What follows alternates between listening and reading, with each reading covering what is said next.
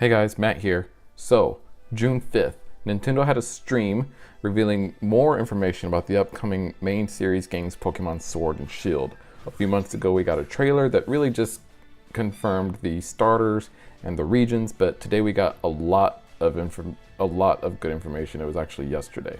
First of all, several new Pokemon were revealed. So I'm going to go over those first. The first one is Wooloo, who is a normal type. It is classified as the sheep Pokemon.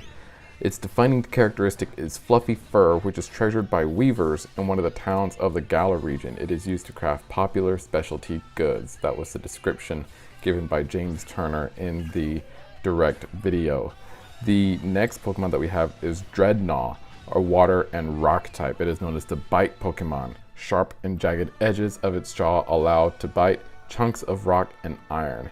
Its vicious nature makes it a difficult Pokemon to tame. When I first saw this Pokemon, I thought it was going to be a dark type due to it being the bite Pokemon and bite being a dark type move. Also, if you didn't know, the bite Pokemon is also the classification given to Mightyena, which, as you know, is a dark type Pokemon. The next Pokemon they revealed was Corviknight, a flying and steel type Pokemon. It is the Raven Pokemon. It works as a flying taxi that takes the player back to any town they have previously visited. It looks like it's wearing armor and a helmet. So when I first saw this Pokemon, again, I thought it was going to be a dark type Pokemon, but nope, it's flying and steel, which makes sense because it's wearing armor. So there's the steel, and I mean it can fly, so that's why it's a flying type. Looks like it works as the Pokemon who can use fly. Looks like we might be doing a little bit something similar to the flying mechanism that we saw in Pokemon Let's Go, or even the flying mechanism that we saw in Sun, Moon, Ultra Sun, Ultra Moon, where you're not actually learning an HM. The Pokemon just kind of summon the Pokemon to fly you wherever you need to go. The next Pokemon that were revealed were Gossifleur, who is a grass type Pokemon. It is a flowering Pokemon. It favors places with clean air and water, and its pollen is said to have healing properties. And Gossifleur evolves into Eldegoss, who is a grass type as well. It is the Cotton Bloom Pokemon. Small seeds scattered across its head promote growth in plants and can revitalize both people and Pokemon. So this is the only evolution that we have had confirmed so far, Eldegoss, the evolution of Gossifleur. We're not sure how Gossifleur evolves into Eldegoss, nor are we sure if Eldegoss is the final evolution of that Pokemon family. But we do know that Gossifleur does indeed evolve into Eldegoss. The next thing that we were shown is the wild area. The wild area is shown as a vast area that stretches between the various cities in the Galar region, and different Pokemon will appear in the wild area depending on what area you're in, and also depending on the weather. You can also move the camera angle around to more efficiently search for Pokemon and items. And also the video made it look like you could actually see Pokemon around you as you're walking. Like they actually have overworld sprites like in Pokemon Let's Go and also Pokemon Go. So it sounds like they're bringing in elements of those games into the main series, which I think is awesome. Now, the next thing I'm going to talk about is Dynamaxing. Ever since Pokemon X and Y, there's been some sort of neat little extra that's been thrown in. In X and Y, you had Mega Evolutions, and Sun, Moon, Ultra Sun, Moon, you had the Z moves. In this generation, we have Dynamaxing. Dynamaxing allows Pokemon to grow to a massive size, and it boosts its power significantly. Its moves turn into Power Max moves. Dynamaxing can only be used once in a battle, and its effects wear off after 3 turns, so there is going to be some strategy involved as far as when to use it. Next, we have Max Raid Battles, multiplayer feature similar to the raid battles in Pokemon Go. 4 players join forces to challenge wild Dynamax Pokemon. During these battles, the wild Pokemon will keep its Dynamax form for the entire time. Now here's the catch. Only one of the 4 players will be able to Dynamax their Pokemon during this raid battle, so it's important to work together and coordinate who's going to be the one to do it. If you're able to defeat the Pokemon, you will have the opportunity to catch it.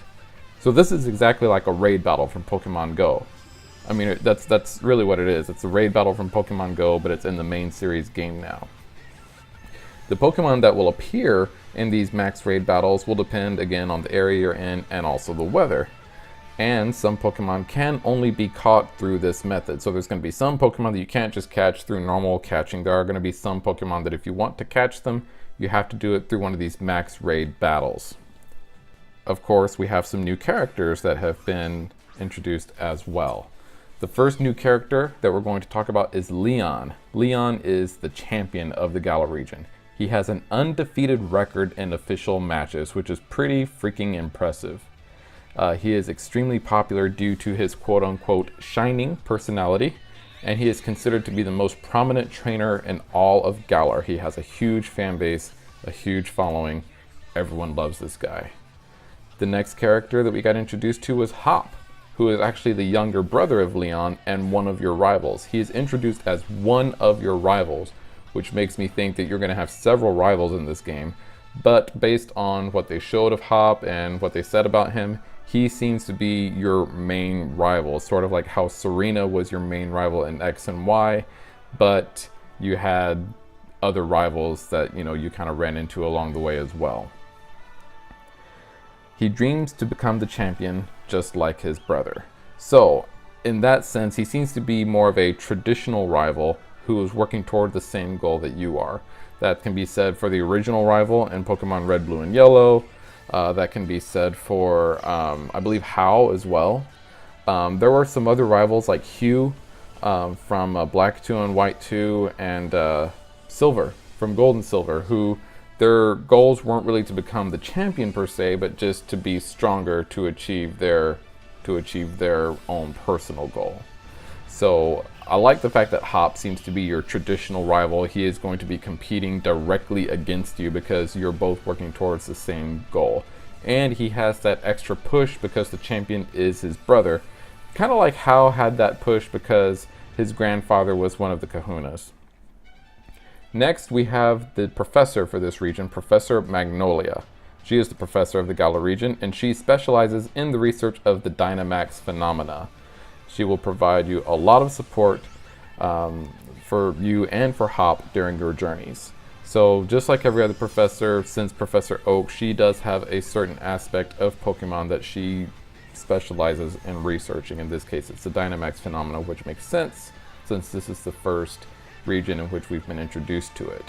You also have Sonia, who is the professor's granddaughter and assistant. She will also be a source of support for you and Hop during your journey. Professor Magnolia, when I look at her, I see the Queen. I don't know about you guys, but the fact that this is set in the Galar region, which is supposed to be based off of the United Kingdom, that's who I see when I see Professor Magnolia. I don't know about you guys. Tell me what you think. Another thing that was confirmed in this announcement is that gym battles are back, which I could not be more happy about. I love the gym battles. I was sad when they took those away in Sun Moon, Ultra Sun Moon. The trials were pretty cool though. I did enjoy the trials, but I love a good gym battle, and gym battles are back now for Pokemon Sword and Shield. I'm assuming that there's going to be 8 gyms, just like the old games, but that actually has not been confirmed. But I think it's pretty safe to assume there will be 8. Gyms are stadiums built specifically to allow Pokemon to be Dynamaxed. Gym battles will draw a big crowd. Gym leaders will have powerful Dynamaxed Pokemon, so you will need to use your own. Also in the video, we got introduced to one of the gym leaders, Milo, who is the Grass-type gym leader. He is described as someone who enjoys battles alongside his Pokemon, and he has a tenacious fighting style. Milo basically indirectly confirmed that Gossifleur and Eldegoss are grass types. In the announcement itself, there weren't any confirmations or indications as to what types the new Pokemon were. Those actually did get confirmed later, but Milo did indirectly confirm that in the video that Gossifleur and Eldegoss are grass types.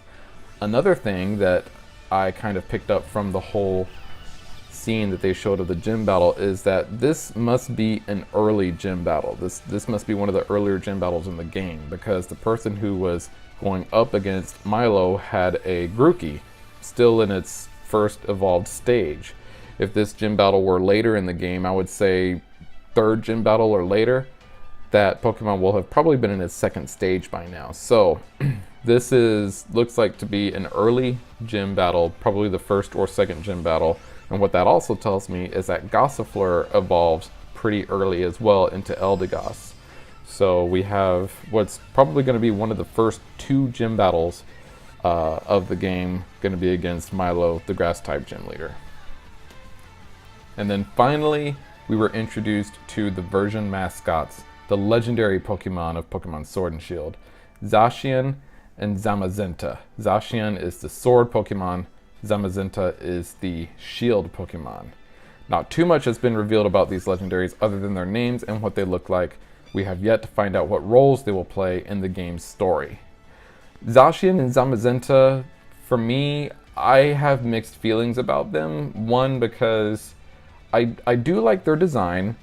They look very similar to each other, and I feel like I've seen them before. They look very familiar to me.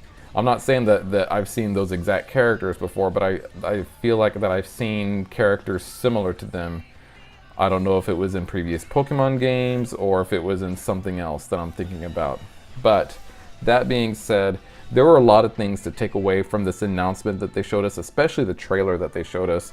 I'm going to be, kind of watching the trailer more in depth later on to see what I can find out. A lot of older Pokemon were also in the trailer.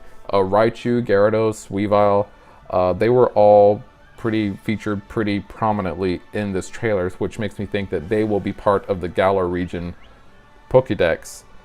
So we have that to look forward to as well. It's always fun to see which old Pokemon are going to be coming back for the regional Pokédex.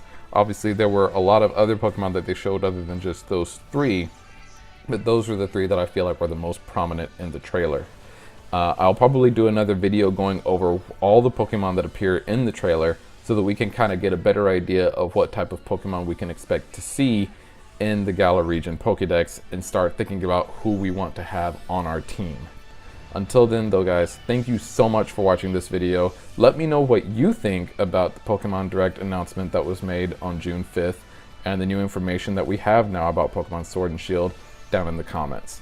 Thank you for watching. Leave a like, leave a comment. If you haven't already, please subscribe, and I'll see you in the next video. Bye.